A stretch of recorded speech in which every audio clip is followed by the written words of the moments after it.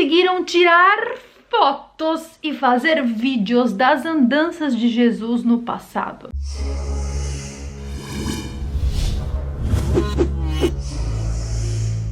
Oi gente, tudo bem? Para tudo pra assistir o vídeo de hoje. Sejam muito bem-vindos a este canal. Eu sou Carol Capel, a sua viajante do tempo e cabeça flutuante favorita. E no vídeo de hoje nós vamos falar sobre uma coisa muito macabra e misteriosa. Nós vamos falar sobre a Operação Cavalo de Troia. Nossa, Carol, esse nome não tem nada de macabro. Quais seriam as reais possibilidades de alguém viajar no tempo? Mês passado eu fiz um vídeo aqui no canal mostrando algumas imagens de viajantes do tempo e contando algumas histórias sobre viagens no tempo. Se você ainda não assistiu, eu vou deixar aqui no card. Algumas dessas histórias eu devo concordar com vocês de que elas não são, assim, as histórias mais convincentes do planeta, né? Afinal de contas, será que viagem no tempo existe? Mas já puxando o gancho aqui para uma outra história, vocês lembram da figura de Nikola Tesla? Pois é, ele viajou no tempo, gente. No comecinho dos anos 1900, ele já sabia como seriam os celulares, os drones, a comunicação por Wi-Fi. Então sim, ele viajou no tempo e também tem vídeo sobre Nikola Tesla aqui no canal, que pra mim é uma das histórias mais interessantes de viagem no tempo que já existiram. Pelo menos a que foi documentada, né? Mas a história que eu vou contar pra vocês hoje, ela vai muito além das especulações e principalmente muito além da ficção.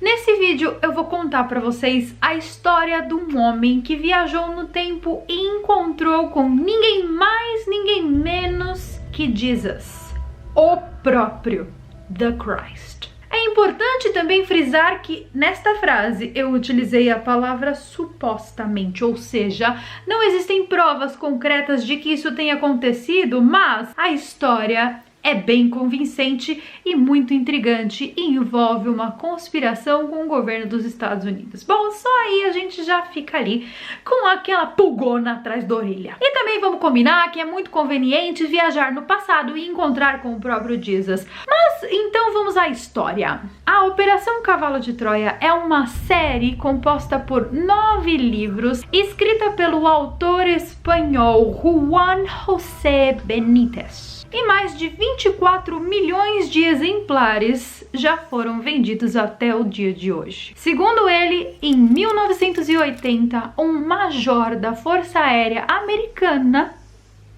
ligou para ele. E quem era este major, Carol? Não sabemos. Juan José Benítez disse que ele não quis se identificar.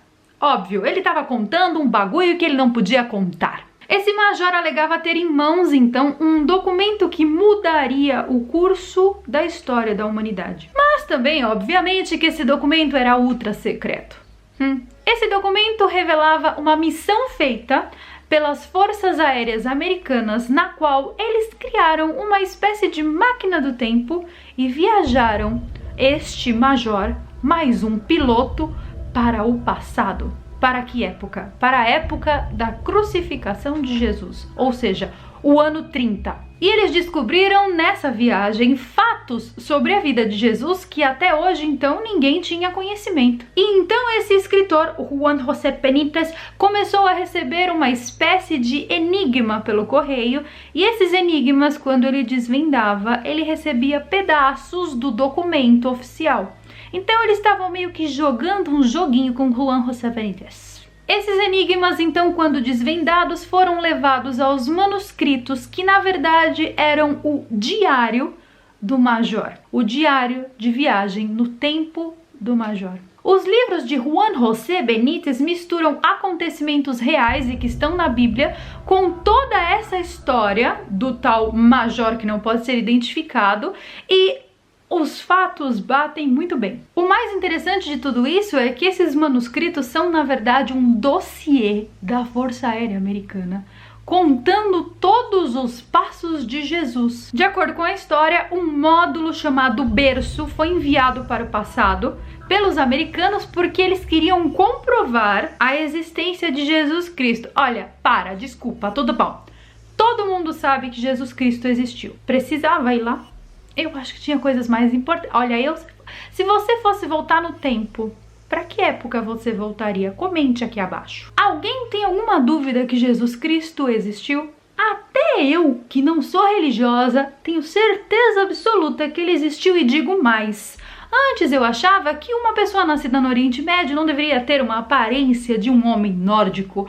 Hoje eu já sou completamente defensora de que Jesus era sim nórdico. Sabe por quê? Porque ele não era deste planeta. Joguei a bomba e saí. E isso é assunto para outro vídeo.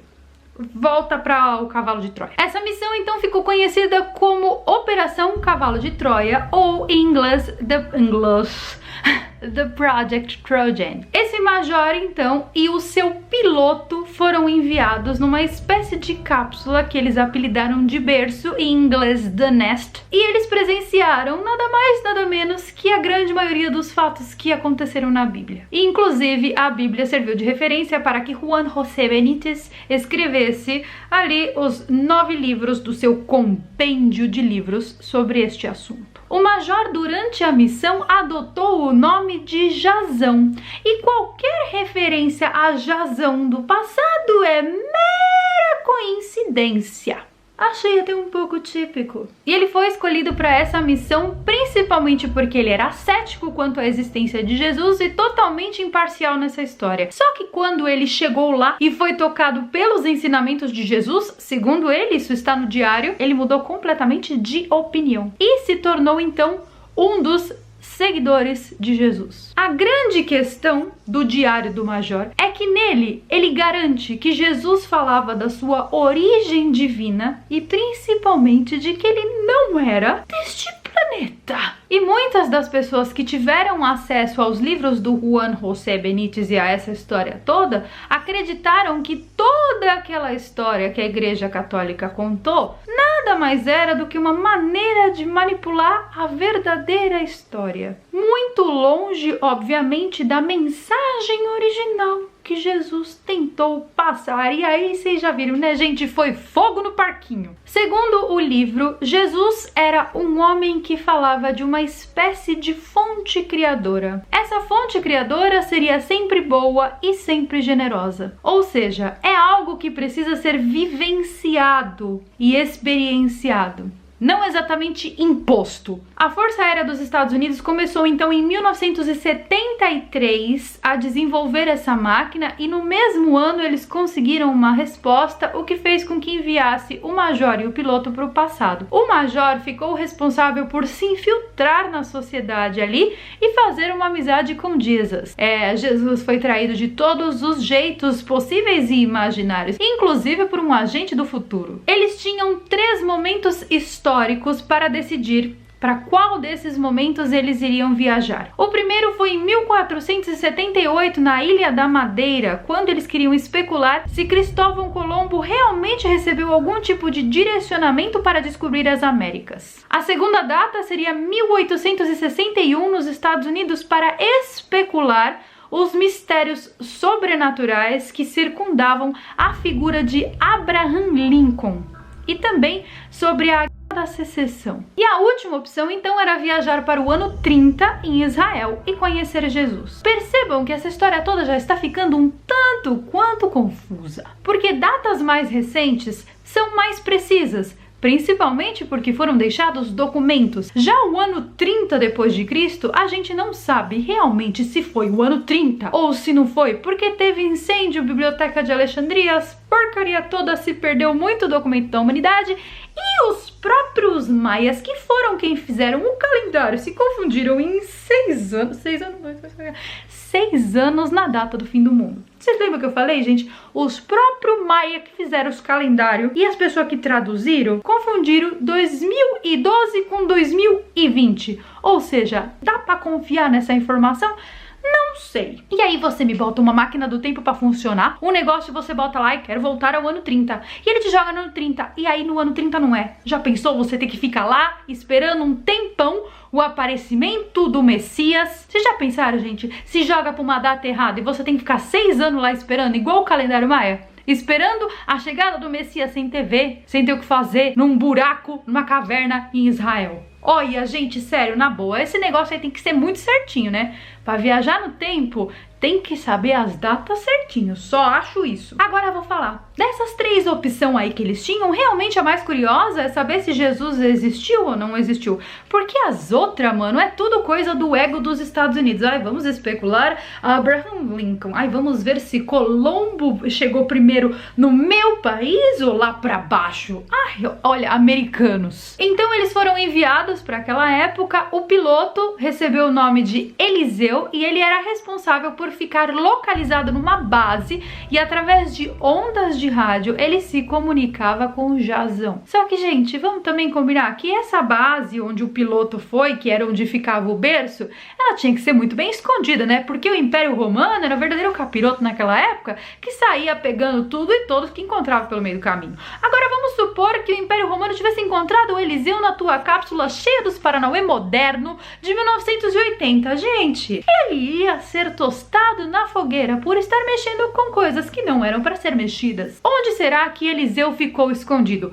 Fica essa pergunta. E também se os romanos pegassem o tal do Eliseu com essas coisas futurísticas, ia dar um nó no tempo. Porque, gente, o passado misturado com o futuro no passado, na verdade daria uma confusão, gente, mudaria todo o curso da história. Vocês assistiram a série Dark. Se não assistiu, o que vocês estão esperando? Aproveita que você tá de 40 antena e maratone a série Dark, que você vai entender muito disso que eu tô falando sobre viagem no tempo. E não é propaganda pra Netflix, embora já esteja fazendo, Netflix me contrata. Os dois passaram por uma preparação que durou meses e meses para que eles pudessem estar aptos a fazer essa viagem no tempo. Mas também posso falar que uma coisa, se Jasão abrisse a boca lá em Israel, todo mundo ia perceber que ele não era dali. Porque americano, gente, não consegue falar outra língua sem tirar aquele bendito daquele sotaque. E nós fala inglês sem sotaque, parecendo um americano. Não é verdade? Agora o americano vai falar português, fica falando assim que não se entende nada. Agora imagina um americano falando hebraico. Jasão tinha que se fingir de mudo, porque se ele abrisse a boca já iam perceber que ele era estrangeiro. Nós aprende inglês tudo bonitinho pra chegar na Disney e falar Hi Lorena, e eles não conseguem, gente. É difícil mesmo. Então essa história aí já está ficando um pouquinho mais emaranhada. Pera que não acabou não. A história conta que eles foram transportados então no berço e chegaram no passado quase que sem nenhum problema. Deu certo. E os 2 militares no final conseguiram conhecer Jesus. Eles que pareciam céticos no começo, depois acabaram virando uns de seus discípulos. E, gente, vocês não fazem uma ideia do tamanho do mistério que existe em cima dos discípulos de Jesus. É assunto para outro vídeo, vocês sabem. Mas eles conseguiram tirar fotos e fazer vídeos das andanças de Jesus no passado. Mas é óbvio que as fotos e as filmagens permanecem em sigilo e a gente nunca nem vai ver. Mas o autor do livro jura juradinho que essa história é real. Mas posso falar?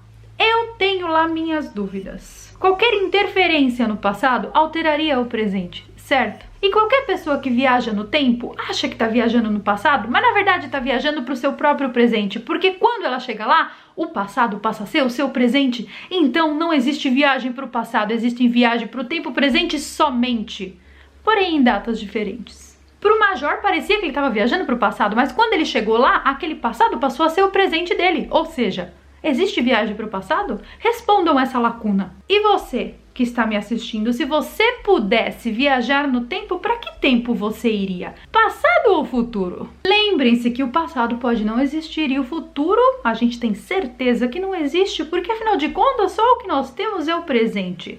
E se nós estivermos vivendo um loop infinito e todos os dias forem iguais, não exista passado, muito menos futuro. Mas falando concretamente mesmo, só o que nós temos é o presente. Nós temos o hoje, as memórias, que talvez podem ter sido implantadas na nossa cabeça para fazer com que a gente acreditasse que o passado existiu. Já pensou? Por exemplo, o comecinho desse meu vídeo já é o passado. Mas se tem uma coisa que eu posso afirmar para vocês aqui é: Jesus tinha sim aparência nórdica, mesmo nascendo no Oriente Médio. É por isso que ele chamou tanta atenção. Porque percebam, pessoas diferentes não costumam ser tão bem tratadas. E eu nem precisei viajar no tempo para saber disso, né? Então, se você aí que tá me assistindo acredita na figura de Jesus, um homem nórdico, do jeitinho que a igreja pinta, continue acreditando, porque é real. Afinal de contas, ele era tão evoluído que não combinaria com a natureza desse planeta. E você? Teria vontade de conhecer Jesus pessoalmente? Ou, se você viajasse no passado, quem do passado você gostaria de conhecer? Comenta aqui embaixo o que você achou dessa história. Realidade? 100% verdade? Ou apenas uma ficção para embasar 9 livros que venderiam para um? Complete a frase com uma palavra, um advérbio de intensidade que não fira os direitos aqui do YouTube, por favor. E eu vejo vocês então no nosso próximo vídeo. Um beijo pra vocês e até mais!